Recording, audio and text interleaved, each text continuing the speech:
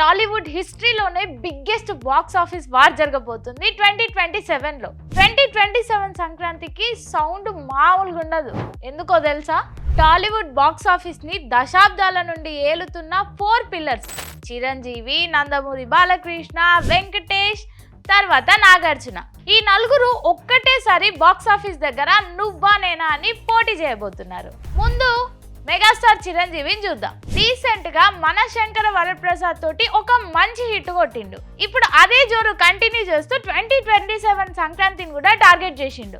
వాల్తేర్ వీరయ్య అనే ఒక మంచి సినిమానిచ్చిన బాబీ తోటి అదే డైరెక్షన్ లో మళ్ళీ రాబోతున్నాడు. ఈ సినిమాలో మలయాళ హీరో మోహన్ లాల్ కి మెయిన్ పాత్ర ఉందంట.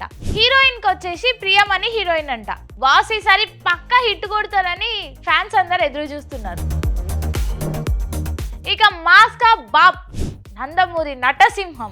3 ఏళ్ల ముందు వీరసింహారెడ్డి అని గర్జించిన బాలయ్య ఇప్పుడు మళ్ళీ అదే డైరెక్టర్ గోపీచంద్ మాలినేని తోటి గ్యాంగ్స్టర్ కథతోటి మన ముందుకు వస్తున్నాడు. నయనతార హీరోయిన్ గా నటిస్తున్న ఈ సినిమా త్వరలోనే పట్టాలెక్కనుందంట షూటింగ్ కి. 2023 తర్వాత మళ్ళీ అదే పోటీ 2027లో రాబోతుంది చిరంజీవికి, బాలయ్యకి. ఈ మాస్ వార్ మధ్యలో మళ్ళీ నేను హిట్ కొడతా అని చెప్పి విక్టరీ వెంకటేష్ కూడా రెడీ అవుతున్నాడు.